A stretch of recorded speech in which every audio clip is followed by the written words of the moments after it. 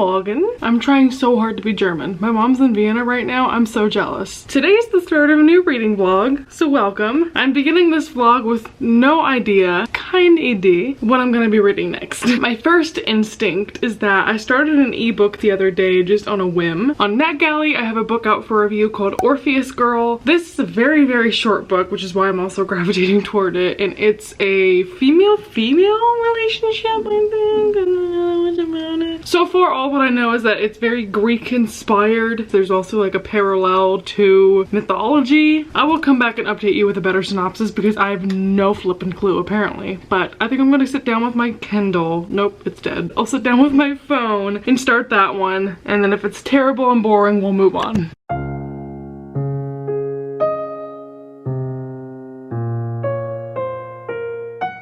Oh, Dan, Nikki, your bodies. So, updated synopsis of this book, because I did a terrible job.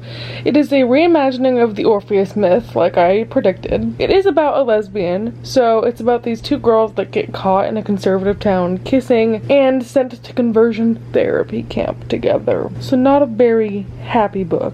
My problem is I do not familiarize myself with Greek mythology at all, so I'm googling the Orpheus myth right now just so I can actually understand the parallels, because I am not Miss Heather from Aphrodite Reads. I don't understand Greek anything. Okay. The tragic myth of Orpheus and Eurydice. His wife was killed by a snake bite. Overcome with grief, he went to the land of the dead to bring her back to life. He charmed the ferryman and the dog. This was in Percy Jackson. Okay, anyway. He was allowed to take the woman back to the world of light and life.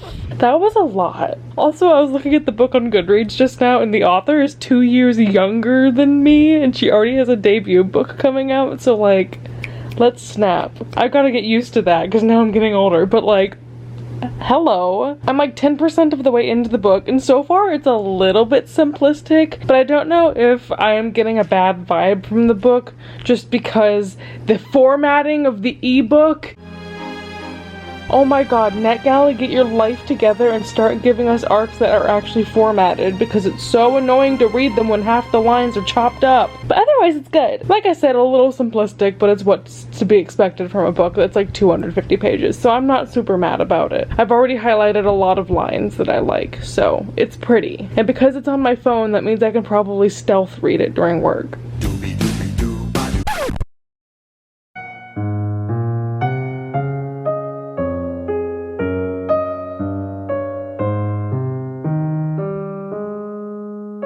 So update, I'm upsetty spaghetti because this book is set in Texas. I was rooting for you! We were all rooting for you! How dare you! I've only been reading for like 15 minutes, but I'm already on 23%. Okay, so the pieces are starting to fall into place. So, like I said, the myth of Orpheus is that he has to go to the underworld to save his wife. And the whole premise of this book is that they're discovered kissing in a really conservative Texan town. The main character's girlfriend gets sent to conversion therapy camp, and then she discovers the next day she's also being sent to the same camp. So in a twisted way, she says, like Orpheus, I'm going to hell and I'm looking to save the girl I love. Wow.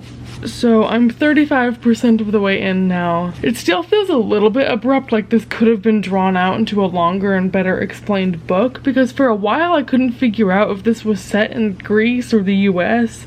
Also, it's really weird as far as timeline. It references pop culture and clothing and makeup, and it feels very 90s. Maybe this book is set in the 90s and I'm just stupid and didn't even see it, but I feel like there's details in this book that need to be fleshed out more. I just need to go to bed soon. It's past my bedtime. Good morning. I'm getting ready to leave for work, but I wanted to update you. Last night I stayed up a bit later than I should have. I got to 59% of my book. It is so fast to read because it's so short, which is both a blessing and a curse. Because it's shorter, I'm more inclined to read it and keep reading it. However, it really does itself a disservice by not slowing down and taking the time to flesh out the story more. Everything just happens so fast. I feel like I don't really know the plot and the characters. It's just a little bit too glossed over. So yeah, that was my quick before work update. Now I gotta go.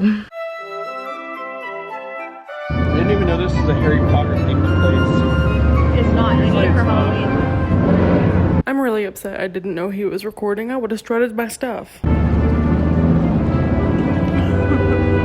I'm home from work. I want to start reading. I only have like 40% of my book left, which should only take me like an hour and a half or 2 hours. So I'm gonna grab my Kindle out of my purse and get on going. Good morning. Last night was a blur. 3 things I need to update you on all happened last night, but my camera was charging and I fell asleep really early. So first and foremost, I finished my book last night. I got to the end of Orpheus, girl, and I think I'm gonna give it 3 stars, 2.5 stars. Here's the situation.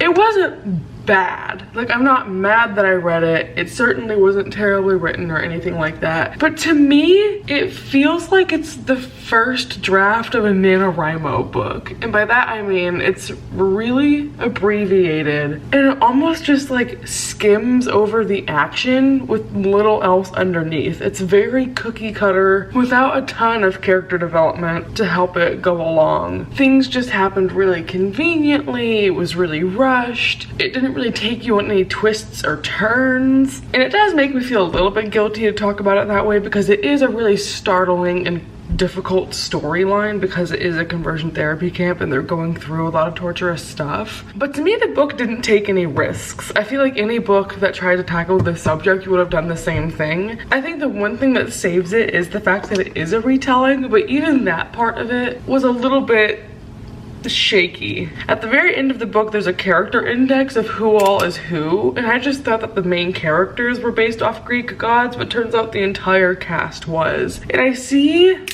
what she was doing with it, but I wasn't a huge fan. Like, the villain of the book was supposed to be this Greek modeled character, but I think that the way that they were written to fit that Greek god role just made the character unrealistic in the storyline. So this is one of those books where I just wish it had some more editing. Like, I feel like this book could be a good book if it were longer and if it wasn't just so rushed and so basic. But the reason why I'm not just like giving it a 1 star and saying it's terrible is because I do like the idea. I did like the characters and their bond and how they stuck together and wanted to get out of everything. Again, I hate phrasing it like this, but it was just kind of generic. Nothing surprised me about it. The characters didn't really have any deep introspection or character development. But yeah, I think I'm gonna give it like 2.5 stars or 3 stars, rounded up. And then let's talk. I feel like I need to turn on the light back here because it's so dark. I read Reveal Me. Somehow the EPUB got dropped early, so all my friends were reading it and talking about it and not reinforcing that it was gonna be good. So when I finally got it last night, I started reading it and immediately I was just groaning on every page. So if you don't know, Reveal Me is a novella. It takes place in between Defy Me and the last book in the series that comes out in March. It's Kenji's point of view. And it was stupid. I'm trying not to be super negative about Shatterby stuff, and I know that everyone's like, oh my god, Whitney doesn't like Shatterby anymore, it's Whiplash, but it was dumb. The thing that annoys me about these Kenji novellas and Kenji's POV being in Defy Me, he's not a main character. And I feel like Tada is trying so hard to give him like a main character storyline. Like, he has his own romance, he has his own internal conflict. I don't care. Like, I do, but I really don't. I really don't like Kenji and Azir together, especially because this entire book they were just fighting about stupid stuff. Like, literally every other line of dialogue in this book is, why didn't you tell me this or this or this? Like, that's all the series has become, is everyone being mad at someone for not telling them some piece of information. And it's like, people are dying. Why are we yelling at each other for holding information from one another instead of just using that information and acting on it? So it's stupid.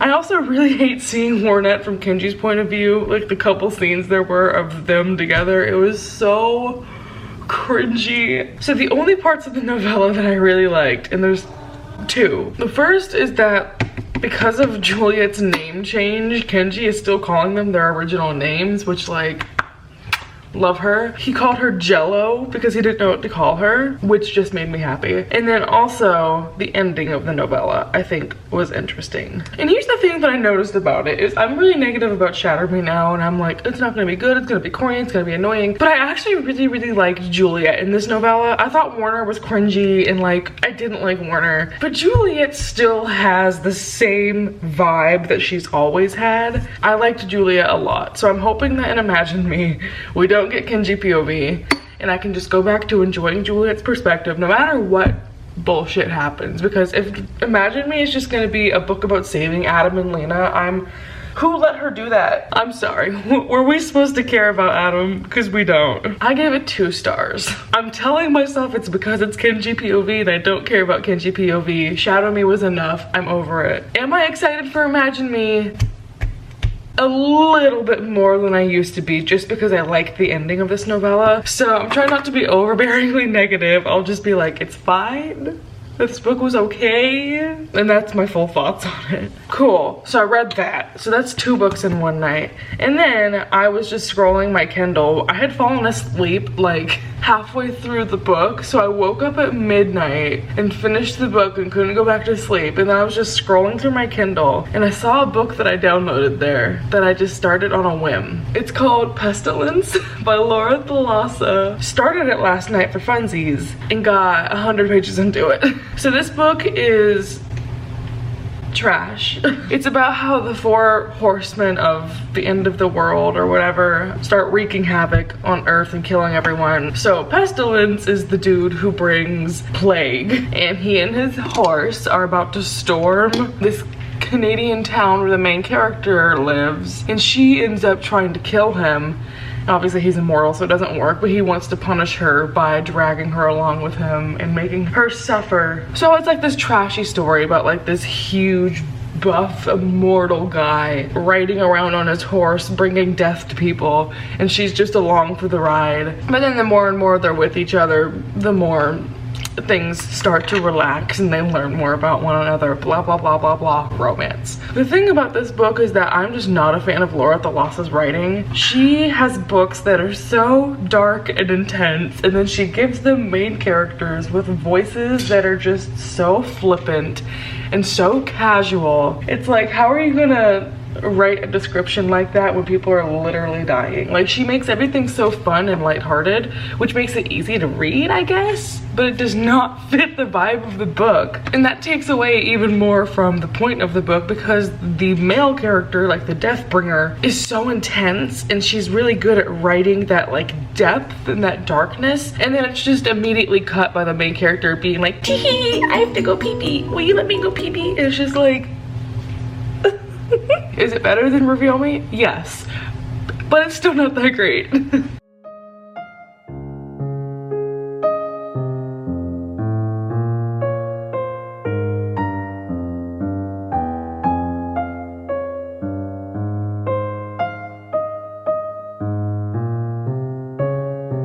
Moving out has made me so cursed because I can't stop going clear. No, for no reason. Okay, anyway, what?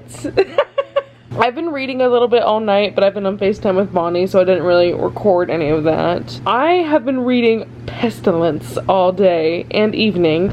I'm now on 74%. And I'm gonna be real, I thought I would get a sex scene by at least 50%. Like, it's the reason why I was reading the book. I just now got to it, and it was short and boring.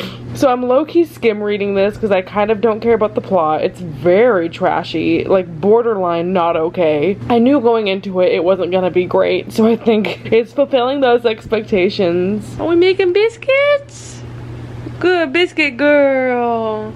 I'm not loving that book. I don't want to DNF it because I've gotten this far. I probably only have like an hour of reading left to do before it's over, and it's like easy to read, so I'll finish it. But tonight, I want to start something new. I want to have a physical book open. I want to dive into prime literature that is English degree has left the building. Okay. I want a book that's well written and great and meaningful and deep. So I'm gonna reread Ignite Me. No, I'm kidding. I really want to reach for one of the oldest books on my shelf. Long story short, I think I'm gonna try and start The Shadow of the Wind. This might be a book that takes me 5 months to read. We'll find out. Hello? This is a Wendy's drive-thru. To my knowledge, this is a book that's historical fiction about this guy who owns a bookstore. No, okay, I have no idea. The city is recovering from the war, and a book dealer's son finds a mysterious book. He sets out to find the author's other books, but then all the other books are being destroyed? I don't know if this is magical realism or if it's just about a guy hunting down some books, but it gives me vibes of the story life of A.J. Fickery, which I loved. I'm excited. Also, I've read the first page of this just in like a try a chapter tag, and it is gorgeous. So I'm very looking forward to this, even though it might take me forever to read because it requires adult brain. But that's my update for today. I'm abandoning my trashy book just for now. Should I be going to bed soon? Yes. Am I going to? No. If you're from Australia, slap that unsubscribe button. Welcome to my bathroom. So, last night I got to page 34. Here's the deal. I predicted it was going to be like the story life of A.J. Fickery, and I was right. So this is one of those books that you're going to love if you like to read. It's about this kid who goes into this strange library that his dad is in control of, and he finds this book by this author whose books are really rare, and the kid falls in love with the book and he's trying to find other books by the author, but that author is really elusive. But so far it's just been a really good book. Description wise, the writing style is absolutely gorgeous, and this is one of those books where it describes people reading books and it makes you jealous that they're reading a book that doesn't exist because it makes it sound so good. The biggest thing going for it right now is the writing style is just absolutely beautiful, and also it's not slow at all. I was flying through it when I was reading it last night because the chapters are relatively short, so I think it's gonna be a winner chicken dinner, and I don't know why I waited this long to read it. It's been a long day. I really underestimated how much work it is to live alone. I hate to complain after I'm like, oh my god, I love living alone, but it's so hard to work full time and keep up with an apartment. It's getting so dirty and I feel so nasty living in all this clutter. I basically unpacked and like threw everything on shelves, and then I was like, oh, I'll go back through it later, and I still haven't. I just feel like I'm living in like a cramped and dirty space, and tonight it finally just got to me, so I'm doing my chores, which is boring and you don't care. But basically tonight I'm not gonna read because I need to focus on my apartment. It has been a crazy past couple days. That's false. That's the turn of phrase I use when I left the house more than once. So first, probably most relevant update, I got this in the mail. I was rooting for you. We were all rooting for you. It's funny how they paid money to make a book that doesn't have a purpose. I don't think you need to read either of these novellas to read the rest of the series, because half of Find Me is in Defy Me, and Reveal Me was dumb. I like the cover, it's one of my favorites. So also, am I gonna sit here and pretend like I'm not gonna buy all the Shatter Me books? Let's be real. Also today at work, hello. Also today at work I got to chapter 11 of The Shadow of the Wind, which is about page 80, I think. So far I'm loving it. Again, even though it's like literary fiction, dense storytelling with a lot of meaning, it's still so fun to read. Like, it's easy to read. So if you want to get into literary fiction but you're afraid of it, this is a beautiful and great book to start with. The good news is I get off work early on Fridays, so I'm home. The bad news is I have big dumbass energy and I forgot my book at work. So this is gonna be a fun weekend where I was planning on reading it. So Shadow of the Wind is gone for 2 days. While I was at work today, I finished my other book. So the other book I was reading was Pestilence. Here's the sitch. It wasn't good. It was good in the way that a train wreck is good, which is not at all, but like it's kind of fun to watch. So yeah, there was absolutely no literary value to that book. The plot of it was horrendous. The relationship, even worse. The characters, dumb and misogynist. There's no upsides to it other than it was just purely fun to read because of how ridiculous it was, how easy to make fun of it was, and just how quick and fast it was. The one thing I want to point out, and this is the only thing that matters to me in the end, is I don't think this author knows what a horse is. Pestilence is one of the 4 horsemen of the apocalypse, so he rides a horse around. But the amount of times in this book that they bring this horse indoors is far too many.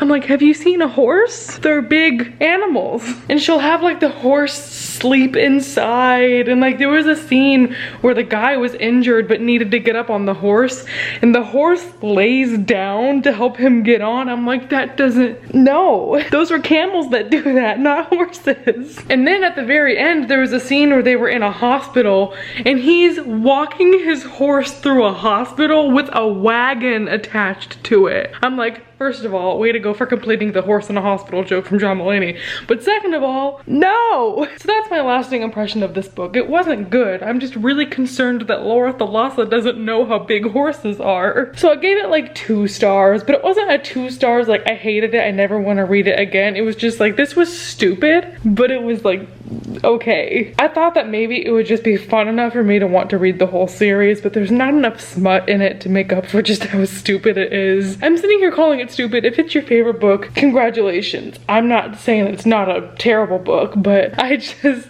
thought it was so absurd. So I've been shirking my NetGalley duties. I have, I think, like 7 books to review. Some of them are due this month, some of them are due in 2020. One book that I know that I have to review soon. I was waiting to see if I could get a physical copy of this because I know I'll read it faster physically than with this ebook version, but I'm gonna stop keeping up that hope. Christina Lauren's Twice in a Blue Moon. So this is their newest book that comes out, I think, October 22nd. If you don't know, Christina Lauren is like my favorite romance authored pair. I like their romance books because it's fun and light, but the characters are so realistic. It's not like a romance movie where they gloss over everything and you're just crying because you're like, I want that to happen to me. The characters are really flawed and they still retain some semblance of humanity rather than just being like this fluffy, candy-coated story. This is their newest one. I have heard mixed things, which is why I'm putting it off. And this is also sort of in a different vein than what they usually do. Their last book, On Honeymooners, was a very much like enemies to lovers, rom-com, fun spiel. And this is more so of a dual timeline narrative, almost like a Taylor Jenkins Reid book. These 2 people meet when they're 18, they get separated or they break up, and they don't see each other for like 10 years. And then it's also the timeline of 10 years later, reconnecting. The reason why I'm hesitating is because it's just been really hit or miss so far. Hit or miss. I bet you didn't miss, huh? You got a boyfriend, I bet he doesn't kiss you. Thank you for shutting me up. I didn't need to do that. The thing about reading on Kindle, and this is like first world problems, boo-hoo, it's so hard to get reading montages because the montage is just this. So I'm gonna start this, but in 20 minutes my mom's gonna be here because we gotta go finish shopping. And I know for a fact tomorrow Caitlin's coming over. We might watch American Horror Story. So I don't know how much reading I'm gonna get done. But I know from past experience, Christina Lauren is very much authors whose works I can just go through quickly, so.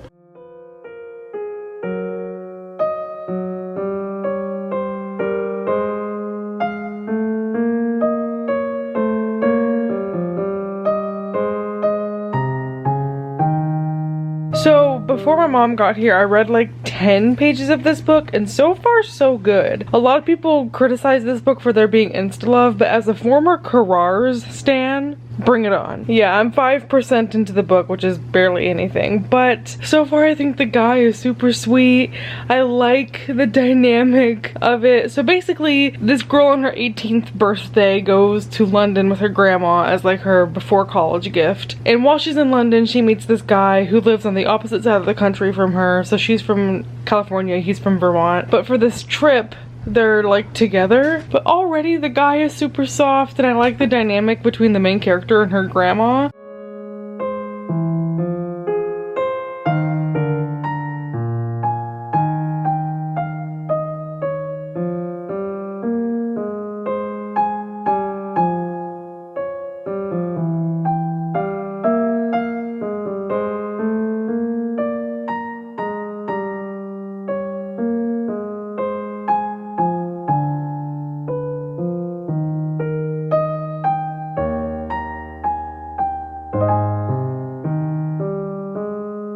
I did one single errand this morning, so I'm rewarding myself with a PSL. Like I said, Caitlin's coming over later today. We're going to watch American Horror Story, I think. And I don't know what time she's coming over, but until then, reading. Last night I got to like 10% and it's still pretty good. So whoever said it was not that great lied.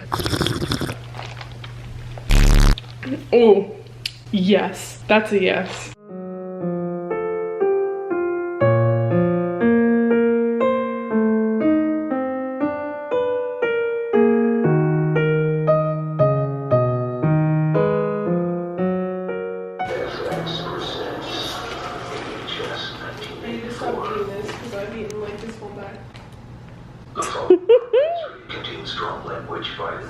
Yes! Caitlin just went home. We watched the first 4 episodes of the newest American Horror Story season. I'm gonna do a mini review because I've been a devoted fan. The thing I feel about American Horror Story is that the first 3 seasons have like the best character development and you follow like the best cast. And then the plot is also good. So it's like 2 halves working together.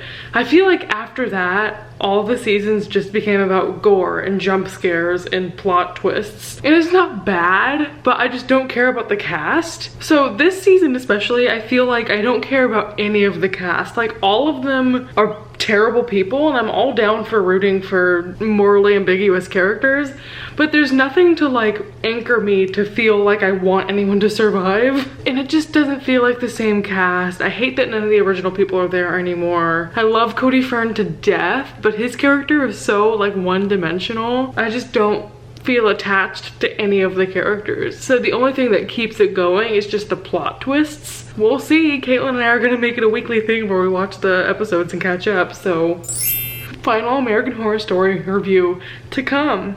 Hello? Hi! Also, cat update. I wasn't sure whether they were gonna be really weird around strangers or if they were gonna blossom, and they were good kitties. Aber wie ich gesagt, I'm going to continue reading. I'm 20% of the way into the book. I'm really happy today. I'm in a great mood. So I'm gonna continue reading and just have a relaxing night. I have candles burning, so it smells great in here. I'm snuggling my kitty. What are you doing? Put your head this way. Good girl.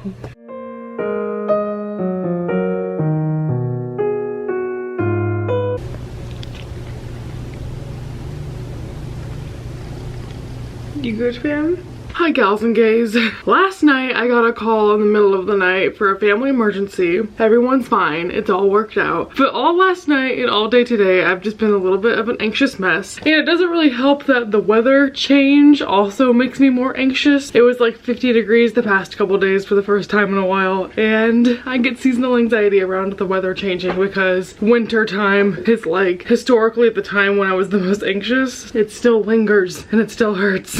That's all to say that this morning I really didn't feel like getting on camera and talking, but I did get a little further into my book. I'm now on 63% of this Christina Lauren book. I'm for sure gonna finish it today or tomorrow. And I'm gonna correct my synopsis a little bit because I gave you a little bit of a loose one. The main character, who is the child of this really, really famous Hollywood actor, ends up getting into the movie industry. And so she is starring in her first like major film, and it turns out the screenwriter for that film is none other but that guy that she had a fling with, where things ended really abruptly and she feels betrayed by him. And it's all about them meeting like twice in a blue moon. That's the whole spiel. So, like I said, I'm still really enjoying it. Christina Lauren's writing style continues to evolve and just be amazing. I love the way that they focus in on little details that make your heart warm. And I'm gonna be honest, I don't care about Hollywood and the movie industry. It's something that I do not find fascinating at all. The reason I gave Evelyn Hugo 4 stars is because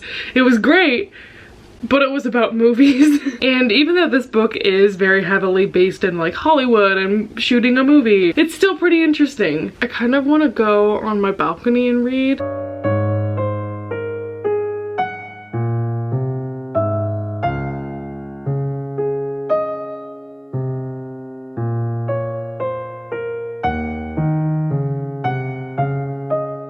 So I finished the book and I'm gonna have to talk about it with a cat on my lap because he's being needy. I liked it. I'll start off with that. I loved the writing style. I liked the characters. It was a really soft romance. For a book about a movie situation, it was fine. But I'm noticing a new pattern with Christina Lauren books where there's this entire cast of characters and there's this big action happening, but they really only choose to focus on the two main characters. So there's this whole movie production happening and she has this whole family that aren't really in the book. And I feel like we could have had a much more well-rounded story if they just made this book longer and like gave us more scenes that's not just the main character and the love interest together, because it feels like it skips to every time they're in the same room when I'd rather have like a full view of like everything happening. The love story was good, it was fine. Do I like that it was a then and now perspective? Yes. And I also really applaud the authors for not doing a confusing back and forth time jump. I like that they made the first half this time period and then the last half the other time period. But I just feel like the book was so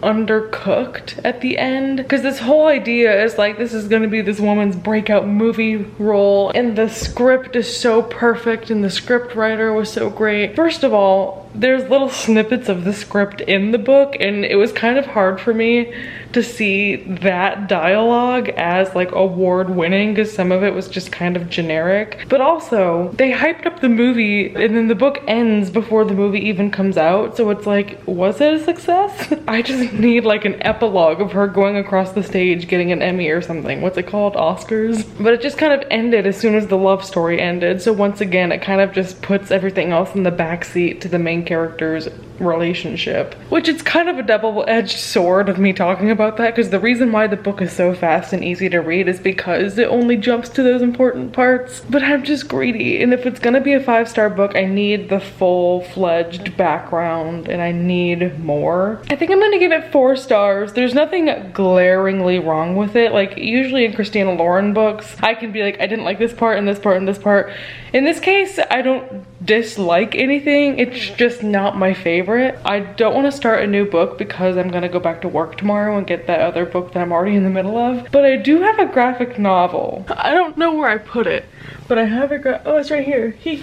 In the vein of things that will be easy to read before I have to go back to work in 12 hours, I have a graphic novel called Monstrous. I'm not even gonna pretend like I know what this is about. It is incredibly well drawn. I think it's so gorgeous. And so I'm gonna sit down with this and I can finally get a reading montage clip because I'm not reading on my Kindle, and I'll knock this one out as well. And then when I finish this in an hour, I don't know what I'm gonna do. Hi, Gordo. Are you doing a snooze with Jason Momoa? That's the weirdest angle. His hand looks huge. There's my boy. I don't know where I'm gonna put this in my apartment, but it's gonna be in my apartment somewhere.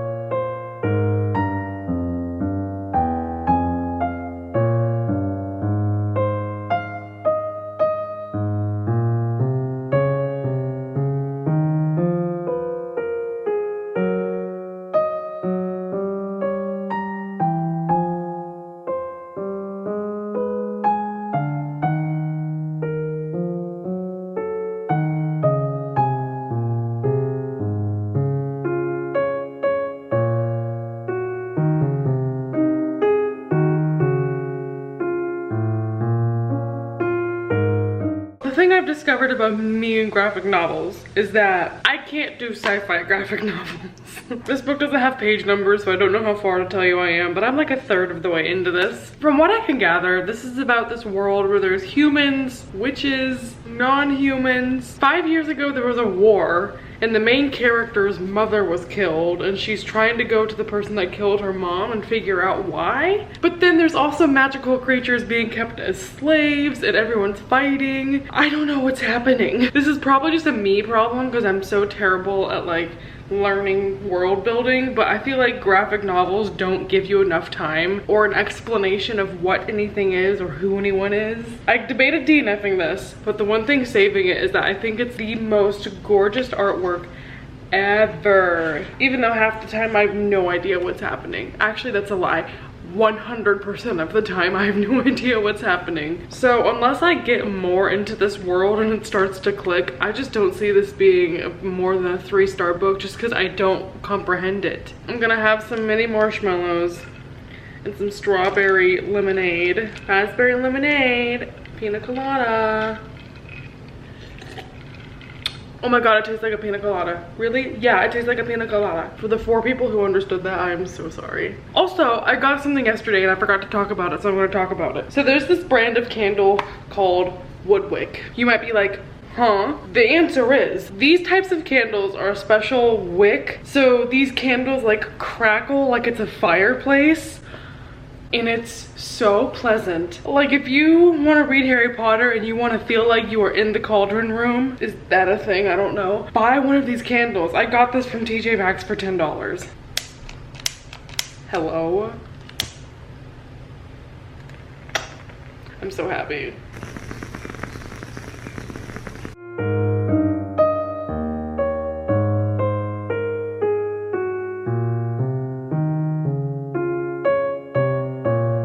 So it's a couple hours later and I finished Monstrous. Here's the thing. Gorgeous, gorgeous, gorgeous art style. Very creepy, very gory. I couldn't tell you a single fact about this book though. From the different types of characters and creatures to what the actual plot was, to what the characters' names are, to what they were trying to solve.